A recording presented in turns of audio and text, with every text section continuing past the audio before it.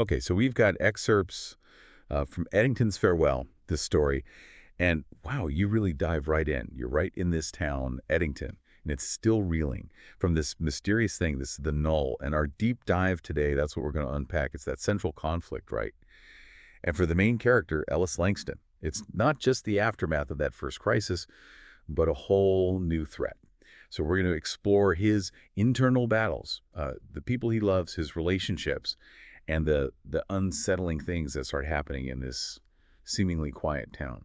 Yeah, absolutely. The null, it really looms over everything. We get the sense it was some sort of destructive event, but Eddington is supposedly in recovery, right? But you Yeah. can feel this tension, this very fragile piece, almost like something else is waiting beneath the surface. And Ellis Langston, he's right in the middle of it all when we meet him, 28 years old. And even in those first few moments, you just feel the weight he carries. Memories of the null, they're heavy. And where do we find him? His garage, meticulously working on a carburetor, almost like he's trying to find some sort of control, some order in this mechanical thing. Maybe that's his way of dealing with the chaos around him. Yeah, that image of him in the carburetor, it's really striking. This need for order, for control, and a guy who's probably seen a lot of chaos. It's what people do, right? Focus on something small, something manageable, to get away from the bigger fears. And then in walks the warmth, right? LMA Robertson, his grandmother. And she brings that sweet potato pie. It's more than just pie, isn't it? It's that connection, her unwavering support.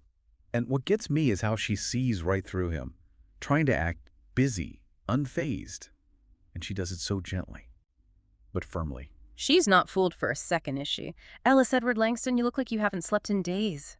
You can hear it in her voice, that worry. She knows him. She knows he's pushing everyone away. And she doesn't let him retreat.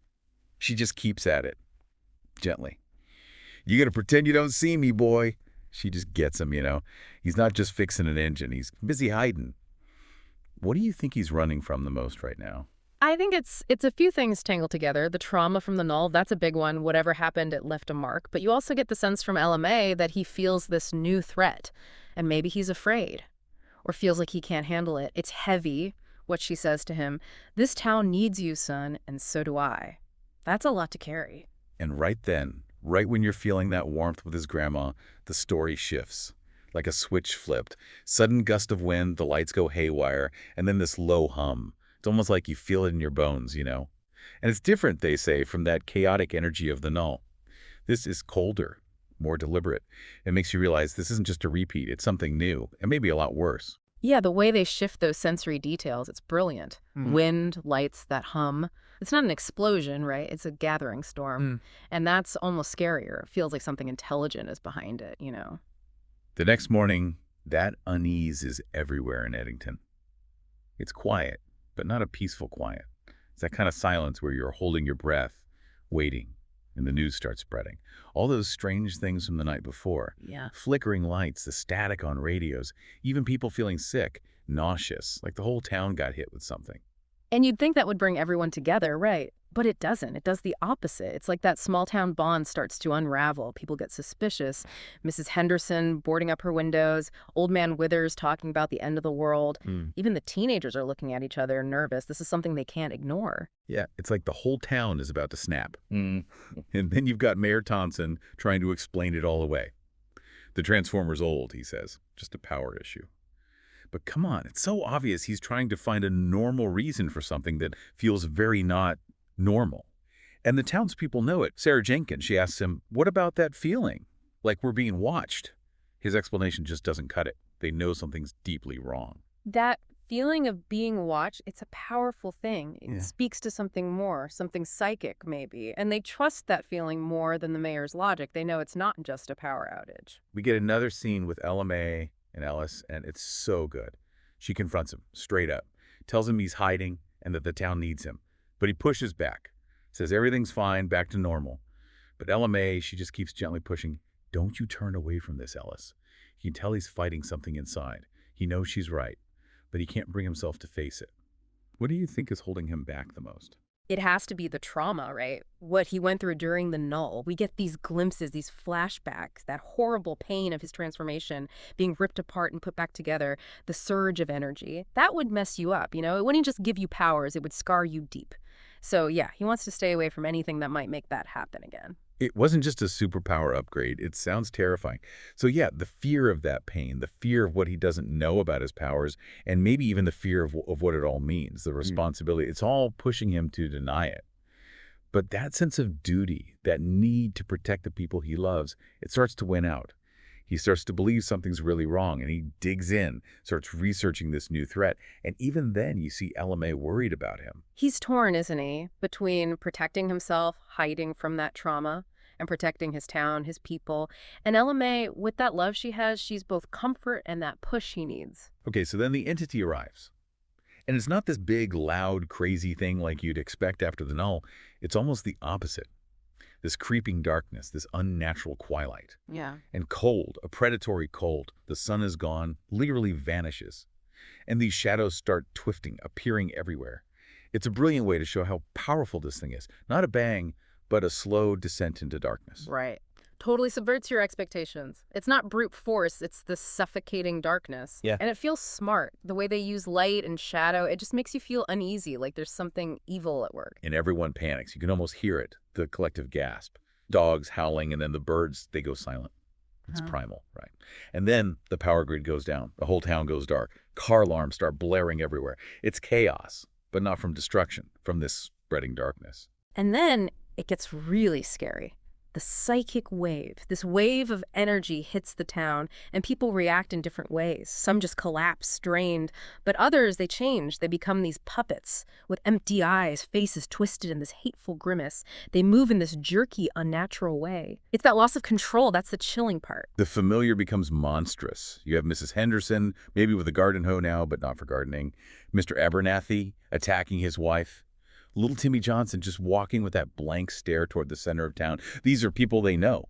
They're friends. They're neighbors. It's the complete breakdown of everything, isn't it? You see these controlled people walking with that same purpose, senseless violence, a store window smashed, and then the psychic commands. It's like raw emotions, hate, fear, obedience, just flooding their minds. And they can't resist Mrs. Davison attacking her husband. It's like their love, their connections, it all just vanishes. It's like the fabric of the town is just disintegrating. And then in the middle of this chaos, the entity shifts its focus. Ellis feels it. And he's terrified because he knows LMA is the target.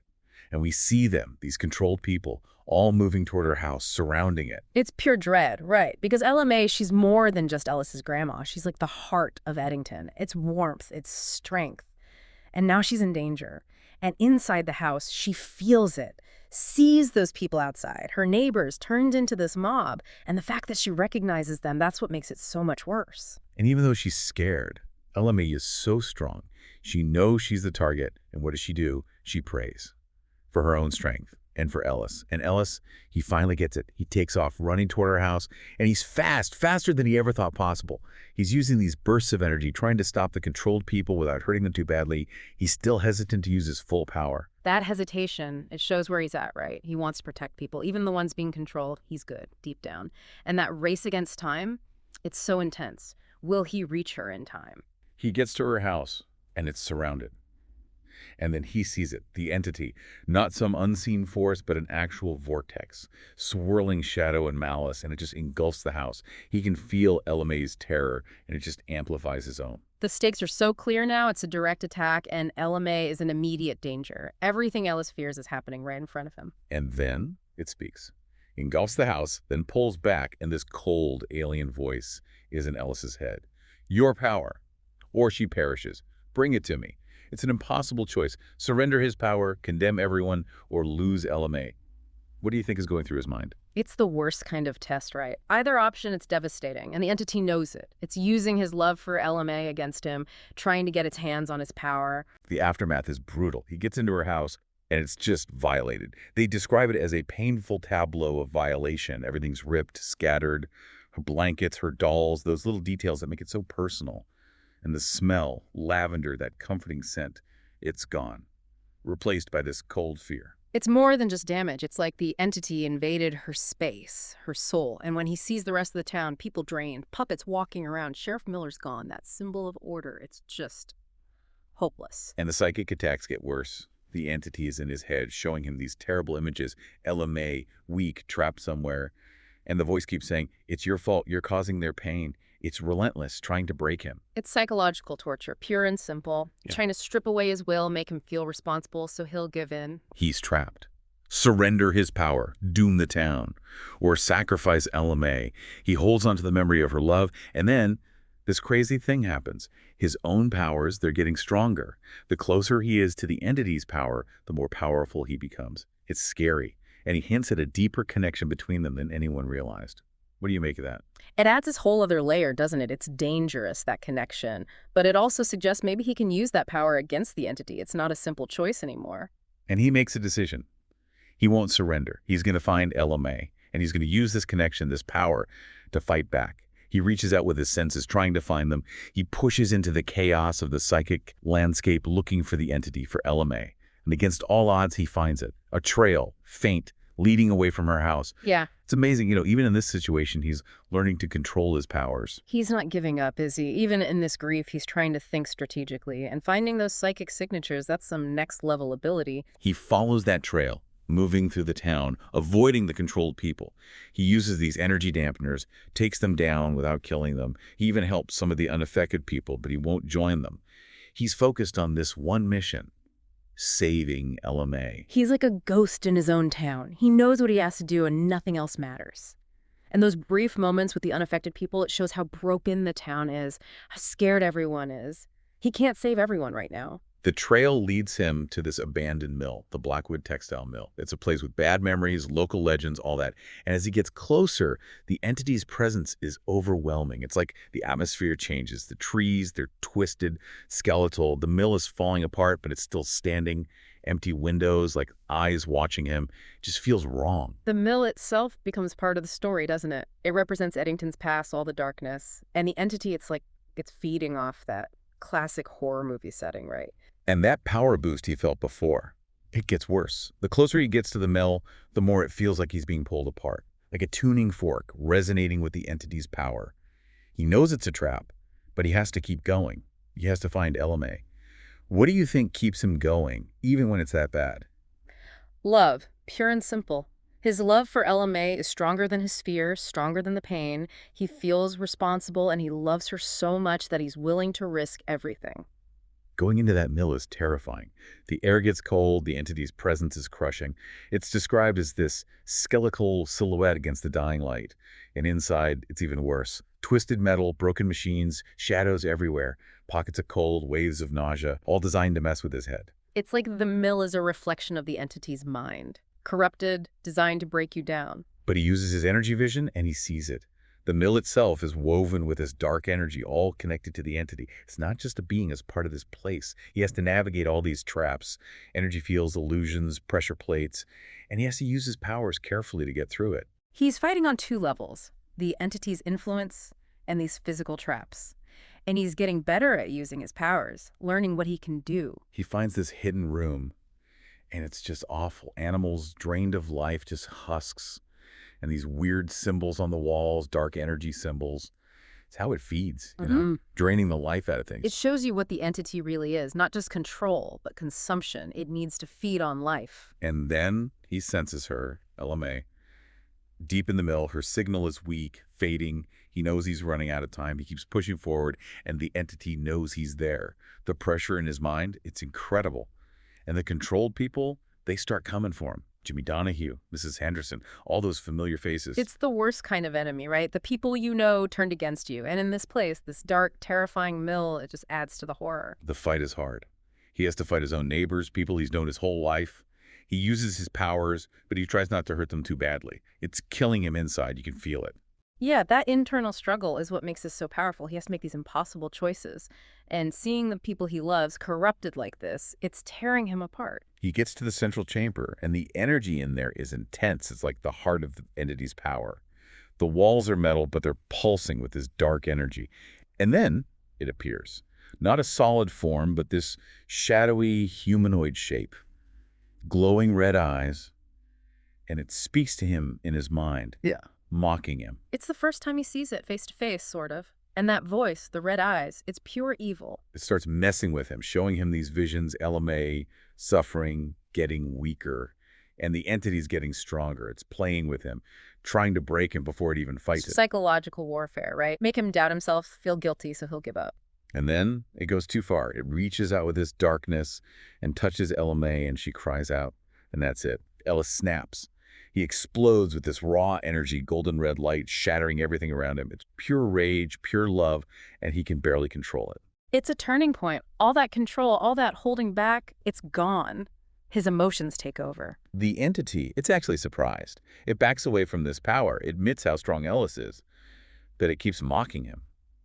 Tells him it's pointless. But Ellis just keeps attacking. Blast after blast of pure energy, tearing into this shadowy form. The entity underestimated him, didn't it? It thought it had him figured out, but it was wrong. And finally, the entity's projection collapses, vanishes. For a second, Ellis thinks he's won, but then he feels it. The entity's still there, and he hears it in his mind, this laughter. It's chilling.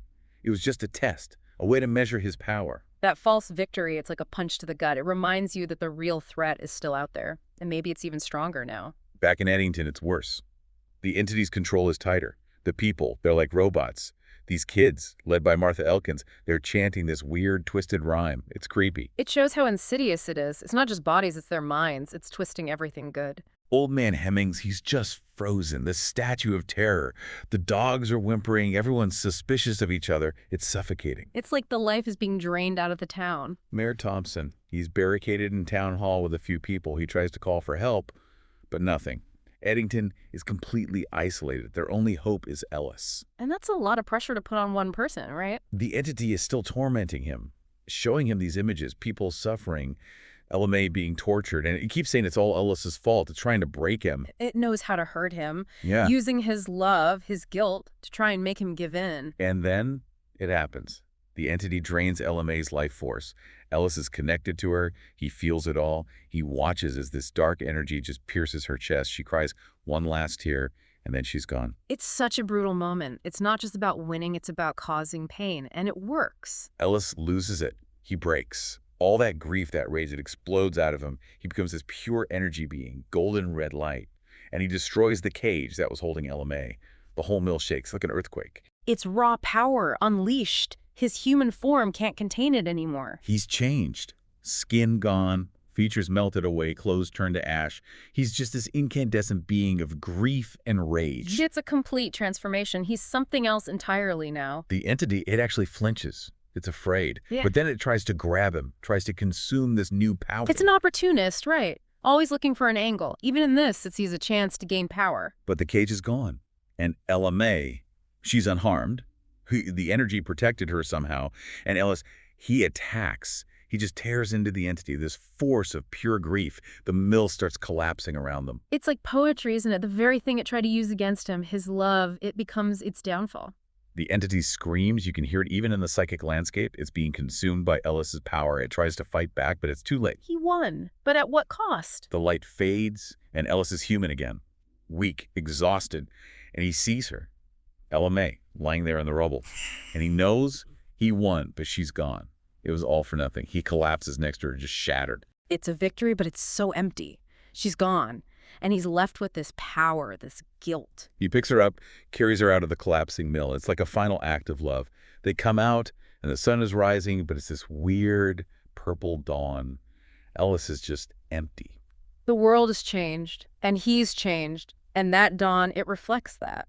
The townspeople, they start coming out, confused, scared. Sheriff Miller, he comes up to Ellis, and you can see it in his eyes. He understands what Ellis did. His respect there, but also fear. Ellis looks at them, and he sees it all. The grief, the gratitude, the fear. He's not one of them anymore. He's something else. He saved them, but he's also a reminder of what happened, of the power he has. They take care of Ella May, prepare her for mourning. Ellis watches from a distance, just alone with his grief. He sees the pain in their eyes, but he also sees the scars of the entity's control. It's going to take a long time for them to heal. Sheriff Miller comes up to him, and he's kind but honest. Things can't go back to the way they were. He knows people are afraid of Ellis now. It's the truth, isn't it? He's a hero, but he's also dangerous. Before he leaves, Ellis goes back to Ella May's house. It's empty, silent. He touches her things, remembers their life together, and he knows he has to leave. He can't stay. It's too painful, and he's not who he was before. He looks out of the town, takes it all in. He thinks about his power, about LMA, about everything that's happened. And you get the feeling he understands what he has to do. He's not just a guy from Eddington anymore. He's something more. A protector, maybe. He has a destiny now, shaped by loss, by love, by power. And then he changes again, becomes this sphere of energy, this brilliant light hovering over Eddington. It's beautiful and sad. You see the colors, the red of sacrifice, the warmth of love, the hope. It's powerful imagery, right? It shows what he's become. He looks down at the town, and he says goodbye, silently. He knows he can't stay, not for their safety, not for his own. He carries her love with him, that's clear. And you hear his thoughts. I love you, Grandma. I'll make you proud. It's a promise, a vow to use his power for good, to honor her memory. And then he's gone. Ascends into the night sky, leaving Eddington behind. But he'll never forget it. He's off on his own path now, and who knows what that holds.